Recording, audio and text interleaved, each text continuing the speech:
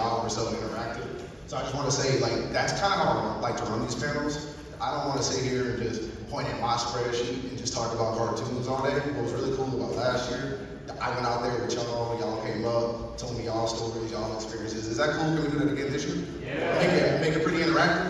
It's even better when you disagree with me and you think a cartoon I picked is not black. You're wrong, but that's cool because we can have that discussion. But I've done too much research, so I know I'm right, but I'm happy to debate with you. So sorry, we don't see me times, we're gonna get started. So let me stop that. All right. Well, they gave me a clicker this year, so I'm gonna try to be a professor. All right, so welcome. My name is Bradley Spears, aka TheBlackSpeed. I'm from Mississippi, Biloxi, Mississippi. I've been cosplaying for a couple of years, but I'm a really big gamer, a really big anime guy. One day, DreamCon was working with me, and I said I got a good idea to tell people cartoons that aren't black, but we know deep down they're black. Y'all already know who I'm gonna talk about. Ain't no secret. I'm gonna talk about Piccolo. I'm gonna talk about Goofy. I'm gonna talk about. But there's a lot of people y'all may not know black. That's what we're gonna talk about.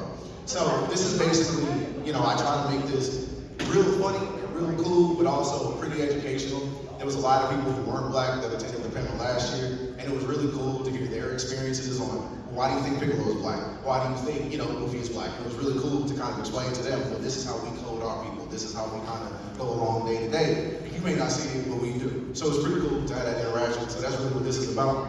So the first thing we're gonna do, and like I said, I got these mics. If y'all disagree, y'all do agree, y'all wanna share a story, raise your hand. I'm gonna grab a mic. You gotta come over here and let's have this conversation. So the first five that we're gonna go through are the ones that are obviously black. So I remember having a conversation with somebody one day and I said, Garn is black, I mean, look at her. And they were like, well, she's technically a gem. And like, no, shit or not. But also, you know what time it is. So first, she's voiced by Estelle. That's pretty obvious. I mean, one of my friends said, who's Estelle? Kick them out. We're not having that conversation. Now, this one was a pretty interesting one that I talked about, talked with a lot of my friends, is the perception that out of everybody in the show, I would argue, Garnet has always been seen as the most mature in the show. She's kind of the mom of the show. She's the one that fixes everybody's mistakes and fixes their problems. And there was a study that I actually linked to, and I'm not going to link it right now, but there was a Georgetown study that showed when adults looked at kids, white kids, Asian kids, Mexican kids, black kids, from the ages of 5 to 19, black girls were looked at as being less nurturing than any other counterpart, by a wide margin. They viewed black women as vastly more mature, physically, mentally, emotionally, psychologically. Now this is why I do a little Q&A. Y'all are brave. I'm gonna have a question. Who agrees with that study? That black women are viewed as more mature? Hold on, sister. Great, talk about it. Go ahead. Unfortunately, we looked at it like that because of the fact that, especially if you're an older sibling, especially an older sister or a big cousin, and you're the first granddaughter, the first niece, the first daughter, you kind of get put in that role as everybody's older big sister. They go to you for your issues, and they don't want to go to their parents, they go to you. Then you kind of get into that role of second mom, third mom. Even if you, like we're only a year apart. Why? You come to me, but we're only a year apart, and I still have my issues that I want to get through. But then you kind of who do you go to? Because you don't have anybody that's older than you that you can look up to like that. Facts. Appreciate you. What's that?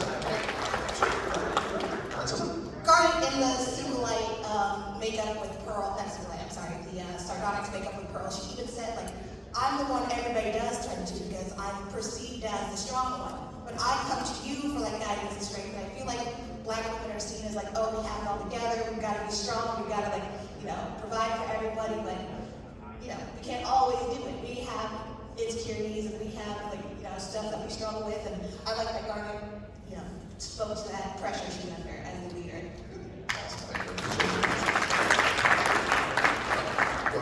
Go ahead.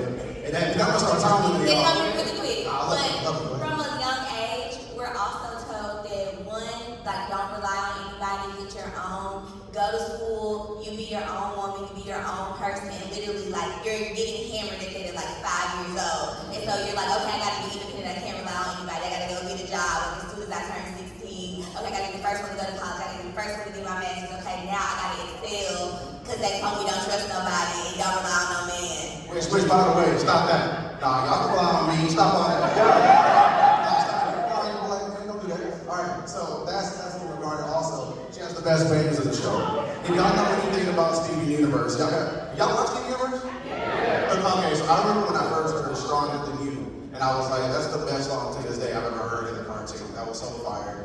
And then just look at the hair and the physique. I mean, that's all we gotta talk about. And like you already mentioned, she was basically the mom of the house. She was the one Steven always went to whenever he had the problems. He didn't go to Pearl, he didn't go to anybody. He went to Garden. Now, the next one we got is Keith. So, like, this is, like, I'm born in 89, but I like to tell people I'm an 80s baby, really 80s kid, So, Skeeter, so the interesting thing about, I mean, that picture just got me so spot my head. Alright, so the interesting thing about Skeeter is, I don't know if y'all know, the creator of Doug, Jim Jenkins, he was actually interviewed one day, and he was asked, why did you make all the characters different colors? Because if you notice, Roger, Skeeter, Patty, everybody was a different color. And he said that he had families, specifically black families, that he knew would watch his show, and he knew that where he grew up, there was a multitude of different colors, which is how he described it. He said, well, I was grew up with a bunch of colors, and I wanted that reflected in my cartoon. So I made everybody a different color. And so I thought that was interesting because then one of the producers of the show was asked the same question.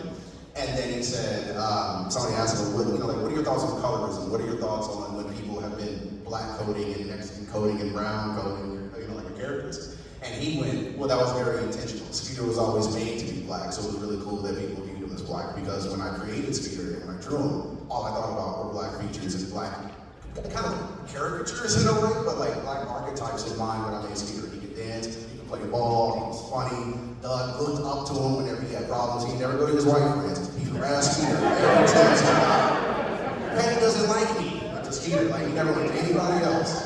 His style of music always with me. He never missed. And one thing I thought was really interesting too, and then this is gonna breed a question that hopefully somebody will answer. I always viewed Skeeter as like the working class person of the show. When you looked at Doug, when you looked at Patty, when you looked at all these other people, you saw people that looked like they had it together. They looked like they had bread. I never looked at Doug and thought, man, that dude struggles. No, he didn't, bro. He had a good house. He had time to write in his journal every single night. Skeeter wasn't writing in the journal. Skeeter was playing after school sports. Skeeter was doing chores, and his dad always looked like he was just a hard-ass worker. And he was stressed. Skeeter got on his nerves every night. And so I looked at Skeeter, and I just thought it was cool to see. That was one of my first portrayals of like a working class cartoon. I just thought it was pretty cool. That's before we get into the goofy slides that are inevitably gonna come. But my question for y'all is, did you ever resonate with a cartoon character because of the way their parents treated them? So it wasn't the cartoon character themselves you related to, but it was the household you related to. Is there anybody that? Okay, who were you enough to speak and I'll give you a microphone? Oh, so y'all gonna say, yeah, I'm gonna pretend. Okay, that's fine. Sorry, you gotta come up. You gotta come up a little bit. You mind getting up a little bit? One back there. Oh, my bad. I didn't see you. I'm gonna get you. Go ahead. Okay, so it wasn't like specifically a cartoon. It was actually the animated gangster with the character Nicholas Brown. So Okay. my dad is deaf, and I don't see a lot of like anime cartoons that have deaf characters. And my dad is very weird. He does not do sign language. He reads lips. And we watched Gangster, and I saw my dad's eyes like kind of light up when he saw, Nicholas, when he realized it was deaf. And as I was watching the show, I realized, even though I didn't resonate with the character, I realized the struggles he went through because people did not understand what he was saying. They saw him as scary because he had a resting bitch face, which weirdly enough, me and my dad both have. So yeah, it makes it to that one. This makes all the time. Thank you, I appreciate that. I didn't do a better job with the next slide. This is good. Who had one? Somebody else wanted to. Y'all braver than last year, man. Y'all were quick, I appreciate it. Yo, what's good, everybody? So what you think? Shit, I'm gonna go with Zuko. Zuko? Like Avatar Zuko?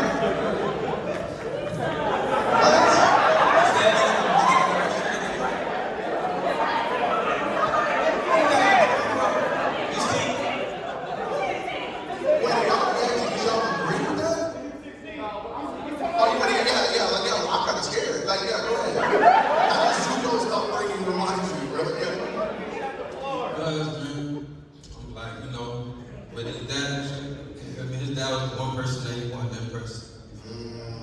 More than anybody. Okay. And he made one mistake, you feel me? Yeah. And it changed his whole entire life. That's interesting. So that's interesting. I didn't think about that, man. I was ready to be like, man, I feel bad. That's actually, no. Yeah, y'all about the whole movie. No. That's actually cool. That's actually cool, and I didn't think about that. Yeah, I appreciate it, brother. So I didn't even think about that because I remember when I was growing up, like, I tell people all the time, like, I'm a 9-year-old, and I was like, the one thing I'm trying my hardest I never do is split him up, like me and his mom not together, but I'm like, we don't co-parent to the best of them, because I was like, I grew up like that, and all I thought about was making my dad happy. Like, that's all I wanted to do. And every time he was mad, I was like, the worst feeling ever. And I never thought to relate to Zuko like that. But I mean, this is going to burn, and you were like, me. Like, I didn't meet like Zuko, bro. But Zuko's getting his ass whooped every night. Hey, go on, go ahead. How's everybody doing? Good. Just piggybacking off of him and my man there. What about Inuyasha and Sesshomaru? You know, having a full demon that Sesshomaru is a demon, but Inuyasha is half. So he has to try to like work a little harder, even though he's not a full demon, but he wants to be. But he, you know, the struggles inwardly, trying to live up to the hype of his dad, and Sesshomaru is bringing him down all the time. See, I feel bad because I feel like with me and my brother, I was the Sesshomaru in that scenario. Now I feel bad. Now I feel bad because I was the older brother. I whoop his ass every day. So yeah, and he was also promoting that little person in the show. Now, here's where it's going to get a little spicy. So, remember the movie that came out and absolutely bombed? What was it? The something with the magical Negro, so that was an interesting concept. I'm gonna hope, and I assume everybody's gonna say no. Would y'all view Skeeter as a best friend or a magical Negro? Facts. Okay, good. Just making sure. We can go ahead and skip that slide. I'm just making sure. All right, let's get the pick one.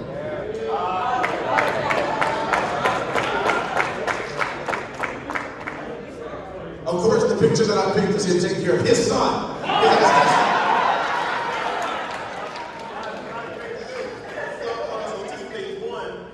Look, I love Dragon Ball Z, but I'm not here. Everyone's arguing explanation about Piccolo being black, so I'm gonna let y'all do that. But I think the movie The Magical Negro, the weird name, I think it could have been fine if they didn't have the white love interest. Like, they could have done a lot of different things with the movie if it didn't go on that route. Like, oh, this is a girl I like with my friend. I gotta impress her. Well, we don't need that. Just focus on you navigating this white corporate space and all that stuff. I think that's what made it like fail miserably. Well, alright, so the only person in this room that disagrees with Piccolo being black is him. So listen. Okay, Ash, catch him. So Piccolo, for one, he doesn't deal with this nonsense. He don't got time for that, bro. Don't do. I'm gonna fight, bro. Why you wanna fight all your life, bro? We ain't trying to fight with you, bro. Two. So I don't know. Y'all know what a different world is?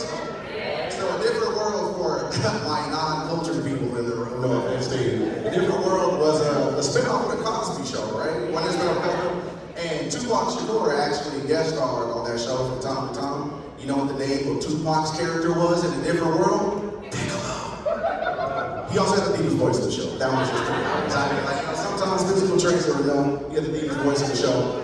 He also had a very distinct skin difference, and I thought that was pretty interesting that one of the first people, because we're not about to sit up here and talk about racist-ass Mr. Popo. We are not going to talk about it. Can you imagine if I would have put Mr. Popo over here as obviously black, bro? No, problematic.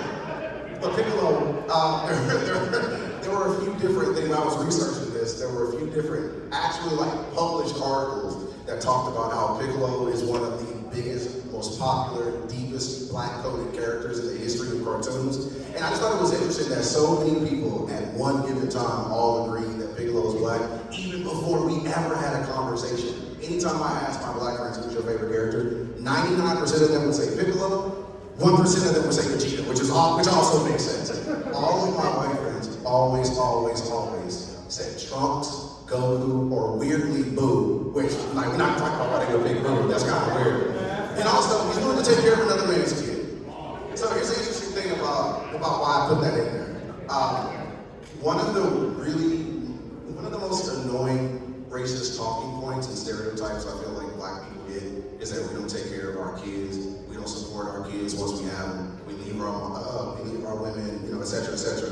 When actually, you can Google it right now, that there is a CDC and there is I forget if it's the Illinois School of Medicine, I forget which one.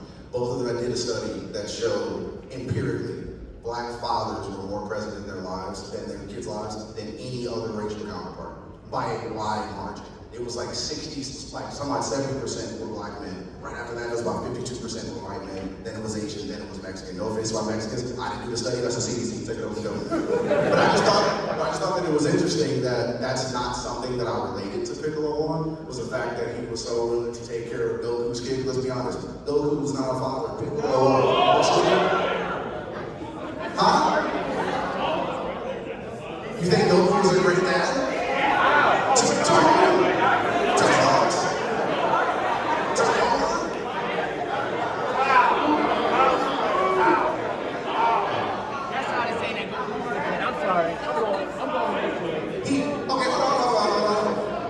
So that's one argument I always get along the top, is that Goku was the one who was willing to sacrifice himself for his kid. Guess what though? Guess what?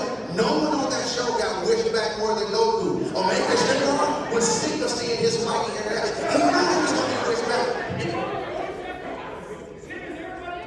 Goku has what we like to call the power of the pen. Okay? He has plot armor. That don't make you a little man you got. You know what else Piccolo did? Take the shot. Remember that? Special beam cannon? Piccolo. Next.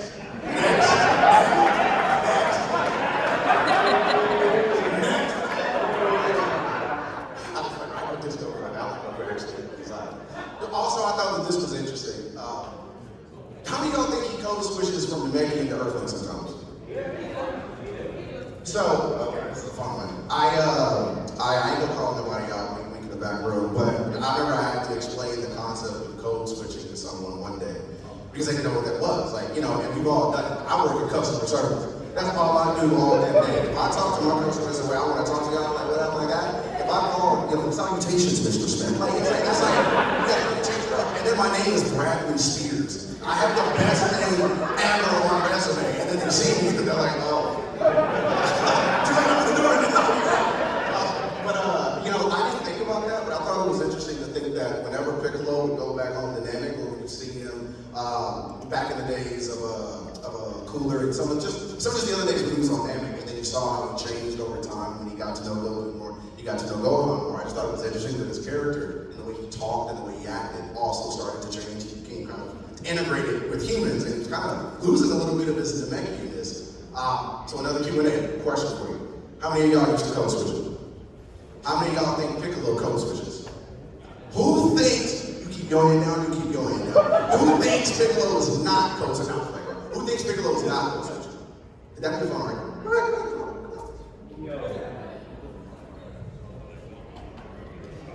I promise I'm not gonna say nothing. I'm not gonna interrupt. I'm gonna be nice, bro. Please don't hear one actually. No. But yeah, so Piccolo. Not think he code switches. I do not. Please.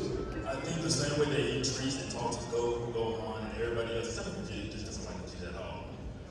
He talks the same way to Nail when he first met him, to Dende, who he actually interacted with. Around the Revenge of the Cooler one, the second movie, he didn't really interact with many Namekians because, well, they're being slaughtered. So there's that as well. That's right. But every time he's on Namek, he acts the same way as he does the people that he's closest to because familiar heritage and then familiar friend. So would you say, so in your example, using that as a concept, you would say Vegeta probably actually changed more than Piccolo did over time? I mean, to me, that's the Earth. Yeah, he just disrespects everybody the same way. Okay, so saying it's probably code switch more than the Namekians do in your mind? For Vegeta specifically. For Vegeta. Oh, no, let's see. Sorry. Appreciate it. Yeah, I told you, guys. We all fair conversation. Does anybody else have a counter point for that? Y'all gotta come up here, I'm sorry. They told me like they don't want the mics going back that far, so y'all just gotta get up. Just a little bit, brother. You just wanna do it right there, I need the mic. I don't wanna be fucked. Go ahead, if it starts speaking, then you gotta get back. So I don't know if it's necessarily a counterpoint, but more of like an interesting thought experiment. Just like, I don't feel like he started, code switching as it were until he absorbed Nail. What do you think about that? Like intellectually, I don't know if I have. I don't think nothing about about that other than you're right, brother. What are your thoughts about that? I'm curious. Yeah, so I think it's interesting when I think it's the same way that it happened when Cell started absorbing people. Remember how Cell was trying to fight that back whenever, which one was the nice one? 16, right? And it was interesting whenever Cell started absorbing androids and you saw his personality and his culture and his mind, and even the way that Cell and Boo changed when they started absorbing people. I never viewed it that way, that when you are absorbing someone isn't just kind of like this physical change you make. It's this emotional change, it's this psychological change. When I walk into this panel, I'm very different than when I'm walking into like a boardroom, when I'm walking to a meeting full of gas station white dudes. Like I have to be very different in the way that I come across and the way that I act. I have to absorb the way that I've seen them interact and talk to people and change my entire demeanor if I want to be successful.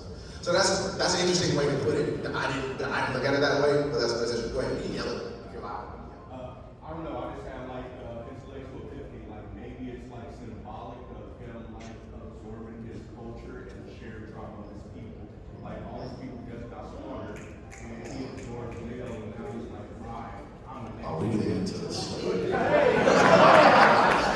get into black trauma. I appreciate that perspective. How we doing on time? God, it's been 23 minutes, I gotta go faster. All right, so next, Cousin Skeeter. Y'all remember Cousin Skeeter?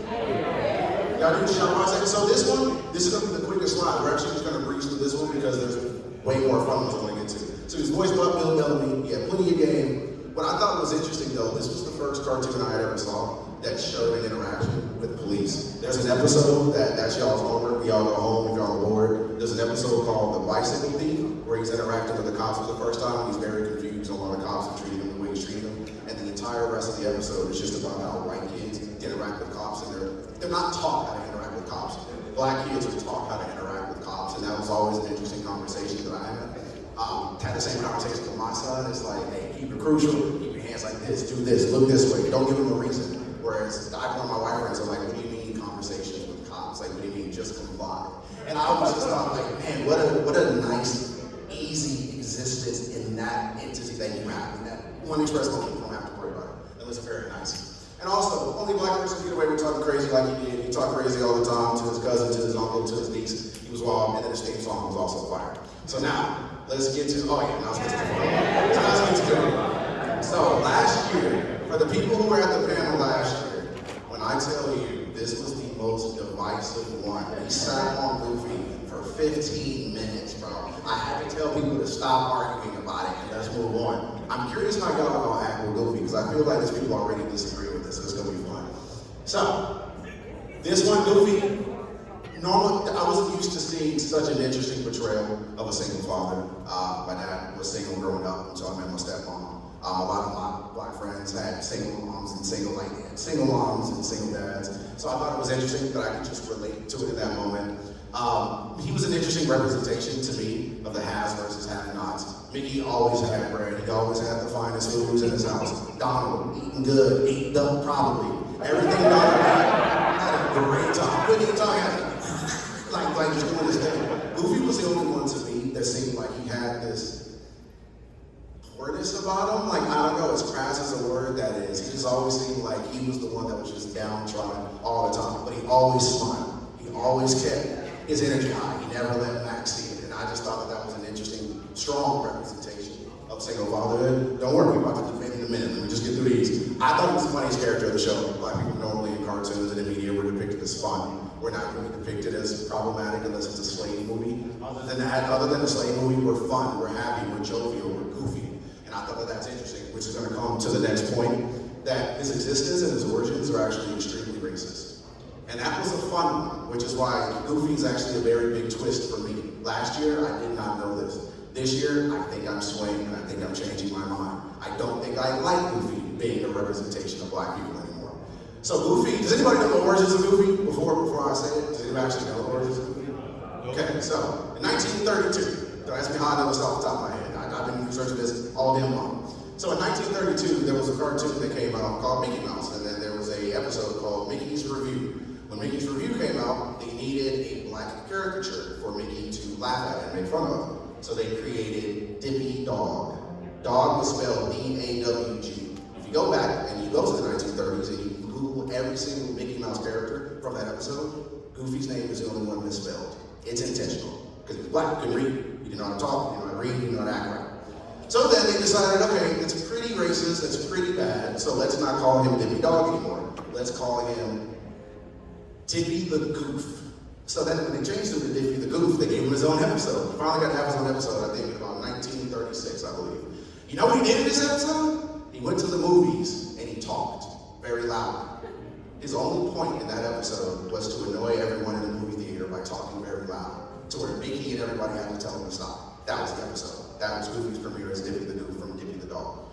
The more I learned about how racist Walt Disney was, and the more that I learned how much he hated blacks and Jews and all these other people that he didn't like that didn't look like him, it almost made me want to pull back how much we use Goofy as a representation. But then I thought, Goofy is a really good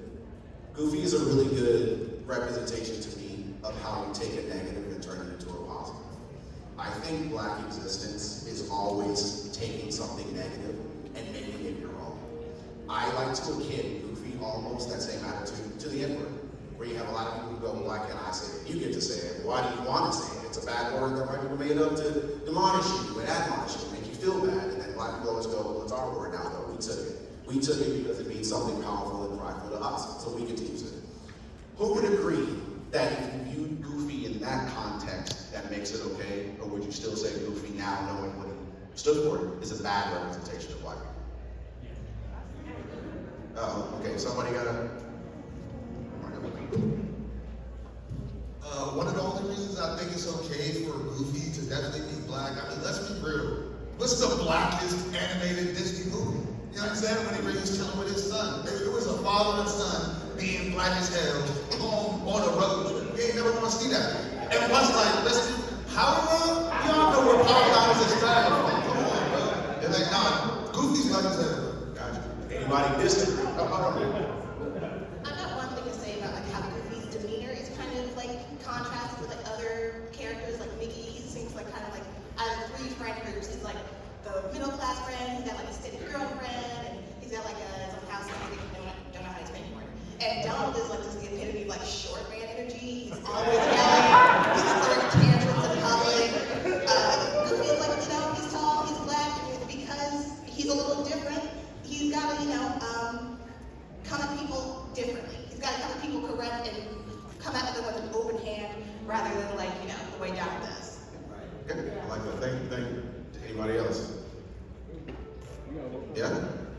I'm not good at public speaking. Stop, put you on the spot.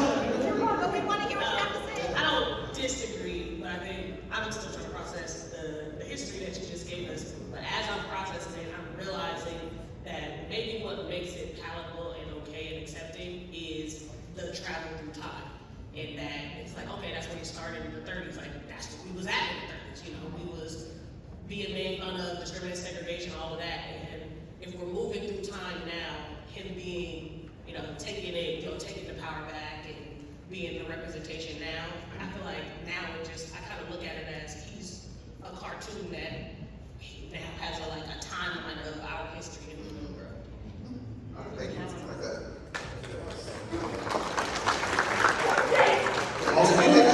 Really quick note, for those of you that played Kingdom Hearts, Donald was useless. Goofy was actually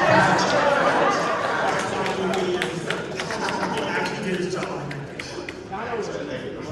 He's healing yourself. Useless. All right, thank y'all. Appreciate that. Okay, so those people, okay, but before I move on, because now we're done with people who are obviously black, now I'm gonna get to the people who are just invited to the cookout. Maybe they're secretly black, we'll see. But does anybody from over Goofy, does anybody disagree that Goofy is not black? And want to speak? You want to keep it to yourself, but I'll just talk to you after that. Okay? That's why I'll talk to you after that. All right, Sadie Cheeks.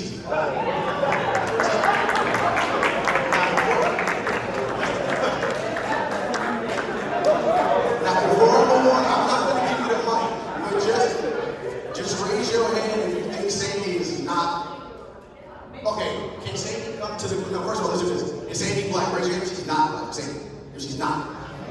Okay, let's start if she's not black. Raise your hand. Okay. She's mixed. Okay, what? That's what I'm saying. All right, so Okay, fine. For y'all who say Sammy's not white, is she invited to the cookout? Raise your hand if Sammy is not invited to the cookout. We gonna talk in a minute, bro. We gonna slides. We gonna talk. Alright, so first of all, she doesn't put up with SpongeBob's BS. Have you ever seen Sandy? Ain't nobody but a white woman about to put up with that, right? Ain't no white woman about to put up with that nonsense SpongeBob be talking. She's also the only brown-skinned bird person on the show. She's the only one. If you look at all these characters in SpongeBob, she's the only one that has brown skin. She has fur. Y'all know who Glorb is, the artist? Glorb? He does these SpongeBob songs. Okay, great. Look it up. You get a really fire one about Sandy. She was also represented by a black woman in SpongeBob the Musical. I thought that was pretty cool. SpongeBob on Broadway. One of the only black cast members of the entire show was Sandy. And also, she's basically Beyonce in scroll. That's not a debate. It's not a debate. Sandy chooses Beyonce. She plays guitar. She had some R&B hits in the middle. She's now moved on in the country. She's from Texas. She's Beyonce. So all of you, and she's college educated. Look at her. She's the only astronaut on the show. You still disagree? My man. Texas is working. All right, so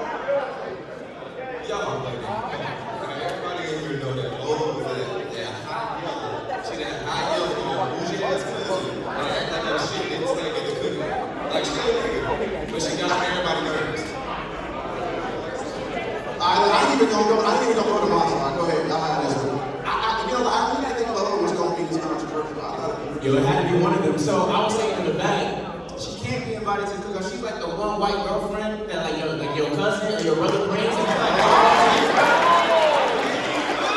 look at the eyes, bro. Blue eyes, blonde hair, bro. Unless you wear eye-color contacts or a wig, you're not one of us, bro. You just look like she probably had a BBL when they were trying to like black culture. She got the tan. That's Kim Kardashian influence right there. She grew up watching that person. She's like, I want to be like Lola Bunny when I grow up. That's what it is, bro. But to be fair, let's remember though. I didn't put her in the black category. I put her in, is she invited to the cookout? No. You're saying she invited. So she ain't invited to the cookout. She ain't invited. I don't want to see none of the Lolas, bro. None of the Lolas, bro. I don't know, she just giving that like white girl that's talking with a black accent. And she go, what up, little guy? And like just be pressing on everybody, nigga. That's what she's like.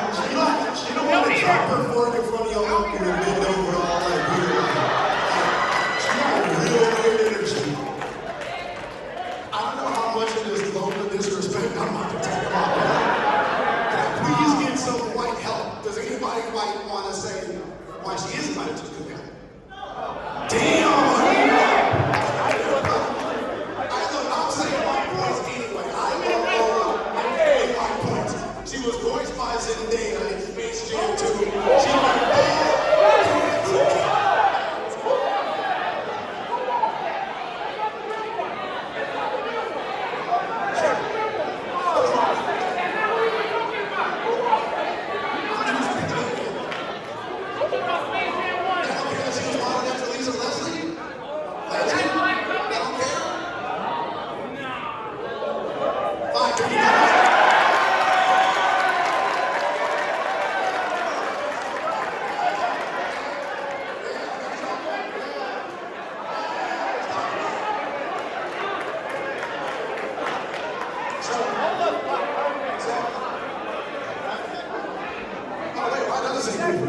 Somebody had to get to myself. Y'all hated my own presentation that much. I'm gonna win y'all back with another presentation. Don't worry about it. All right. So, raise your hands. Is Douglas?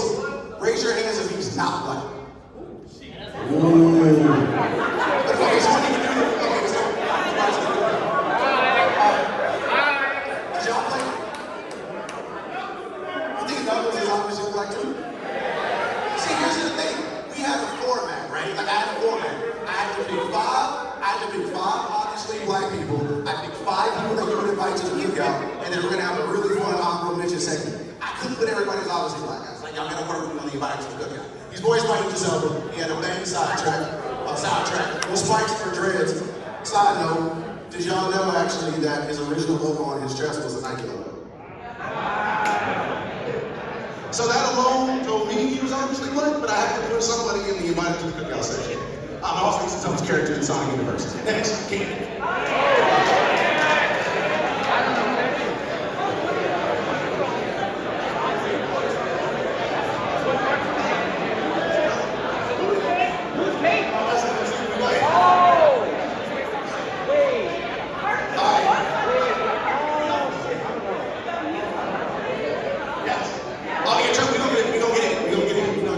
So who's actually familiar with King? King is kind of a new one. I didn't think a lot of people would be familiar with King. Y'all know King? Okay. So I don't even need to waste my time. Raise your hand if she's not black. Y'all think she's black? I think, now I heard somebody go, can y'all raise your hand? Give me 1 second. Alright, so she's basically the black auntie of the show. I mean, if you actually watch the show, that's the one that don't put up with none of that nonsense. She was a much better, I can say she was a better friend than Jake ever was. But she, I don't know, she treats feeling better, I think. She's her voice actor is actually a black woman, Roz Ryan. I'm very new to Roz Ryan. I didn't know how big of a star she was on Broadway in the 70s. She's really cool that she's one of the voices there. And actually, Kate's show confirmed that not only is Marceline black, the show confirmed that Marceline was also black. So Kate is now black by association because Marceline is now canon to be black. And I just thought that was a cool note that the creator said that Marceline was black in the show. And then she's always putting on the brave face in adversity for Fiona's sake. I thought that was pretty cool that no matter what nonsense she goes through, Kate is always the one that just smiles, kind of just grins and bears the abuse. She takes it from everybody and doesn't really give 2 shits about it. Now we're gonna get to the fun one. If y'all give me shit for the people I put on here, I'm not inviting you back to my panel. These are my opinions, and I'm rapid firing them. I'm not giving nobody the mic. I'm not asking your tape. I have 15 honorable mentions, and I'm just gonna breeze through them, all right? Remember, they're all right, okay? Hey.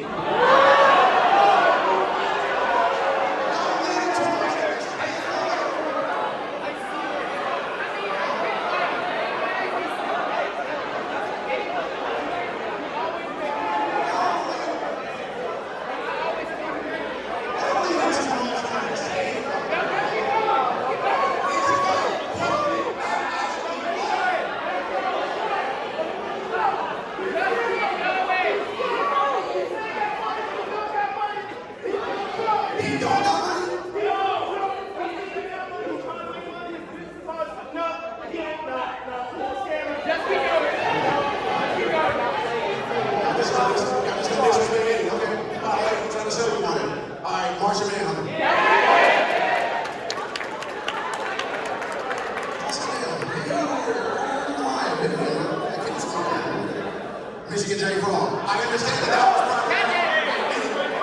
problematic. It is problematic. But is it a black podium though? That's all this is about. I don't like it. You don't think he's black podium? Sammy Davis Jr. Pedro? Mr. Game & Watch?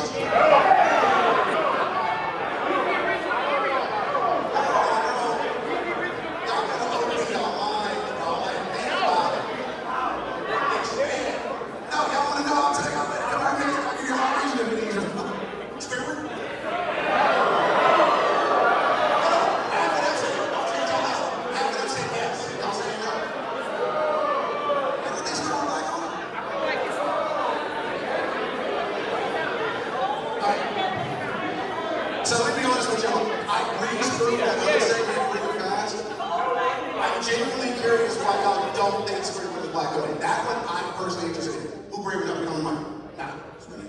Well, let me get someone who hasn't talked yet. Who hasn't talked yet? I don't want to talk about Squidward. And you're going to explain why Squidward is not.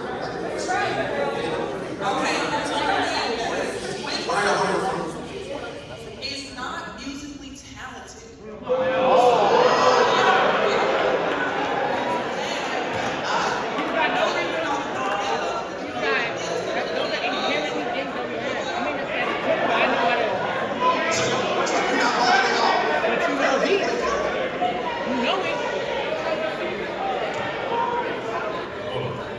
Squidward also was trying to get into that society of other tourists and people that split him all the time. Like, let's be for real. Squidward also rode a tricycle. That one black was dressed tricycle. What is that? Y'all didn't have tricycles in the hood. Y'all didn't have tricycles. No, but y'all let go see the tricycle.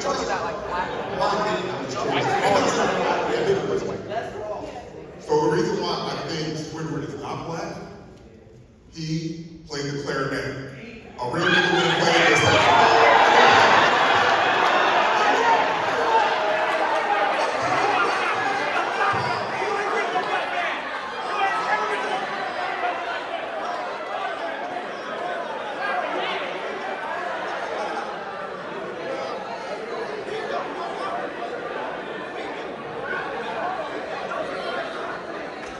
So, I feel like Squidward's not black because he does whatever he wants. He's at the cash register, not working, chilling off. Black people have to act a certain way. Like, especially black men know they can't be acting a certain way or they go to jail, they'll get beat, they'll get like, we have to present ourselves a certain way, and Squidward doesn't do that. He doesn't do that. Like, he's obviously white because he can sit there and not like he's reading a book. No love for Squidward. No, it's crazy. Let me clarify. Let me tell you something. To the tricycle comment, all black people are driving those motorized 3-wheel tricycles. And those are driving Squidward was not black because he had no bitches or no niggas.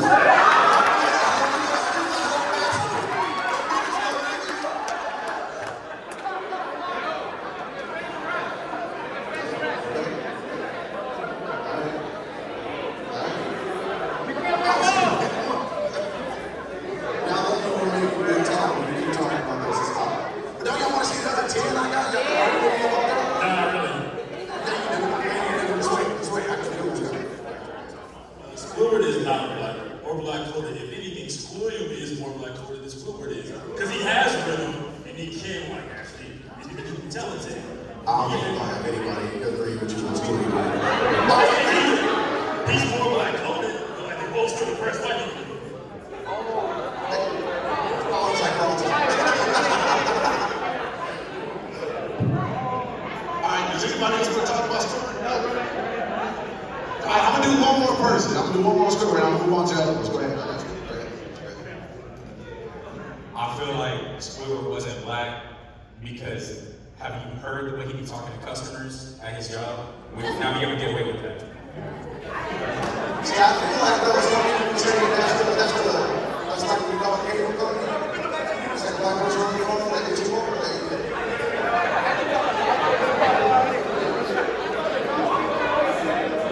Alright. Well, that was a fun discussion on y'all disrespecting Squidward, so we're gonna move on from Squidward.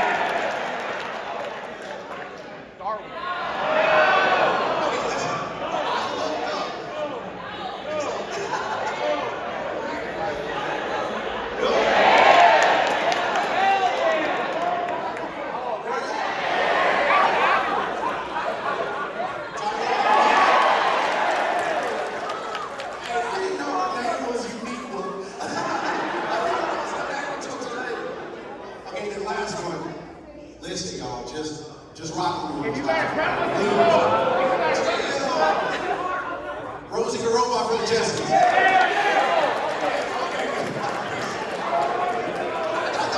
So Rosie not problematic, but Danny Phantom is. Why Rosie what? That was a trick question. Y'all are messed up. Rosie's not loud. She reminds me of the whole world of the Jetsons. So yes, That's crazy. and I just want to say,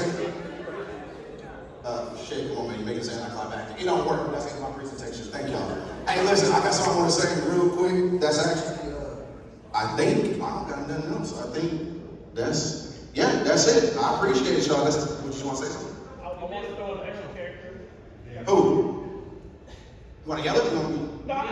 So my coworker, he sort of crushed me a little bit.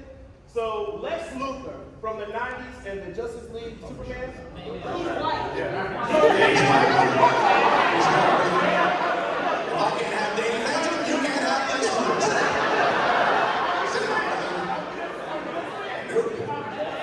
They started giving him a tail. He started looking like the Rock.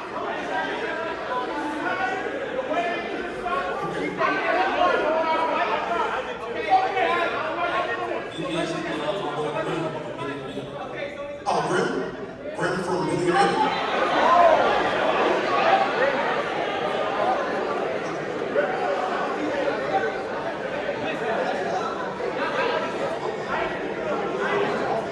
Once they started giving him that tail,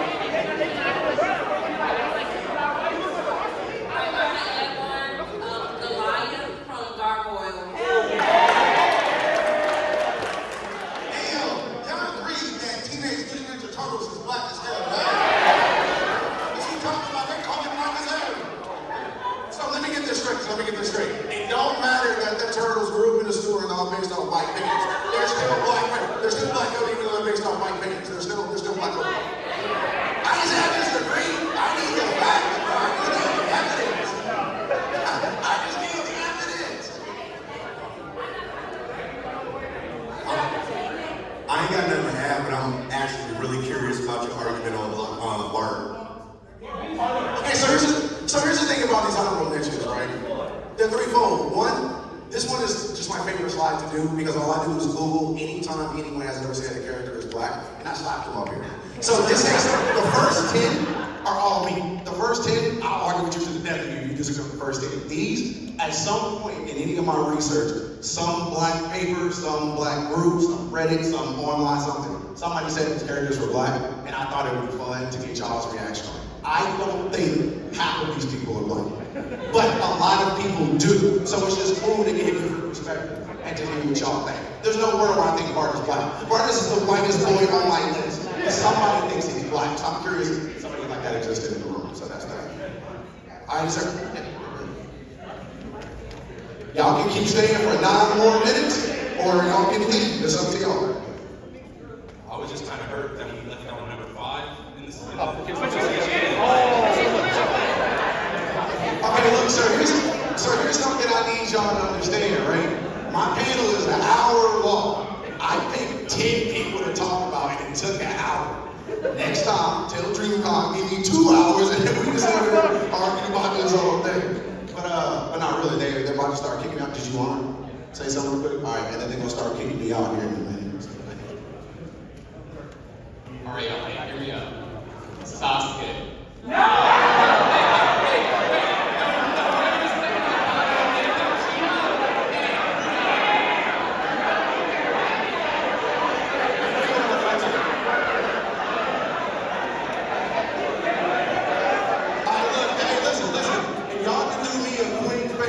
This is the only time I'm going to be real sappy and honest with y'all today. If y'all can do 2 things for me. One, if y'all can just go on the DreamCon app, slap that 5-star. I don't care if y'all disagree with me. I have fun talking to y'all. So if y'all can just do 5 stars, say the panel was dope. I love talking to y'all. I really do appreciate it. I hope DreamCon will invite me back next year. So I'm going to talk to y'all next year. I hope. Go in the app and find it. 2, I'm in the cosplay contest. If y'all get there, we're going to turn up. My music is banging. Come to the contest later. Come vote for me. Look out.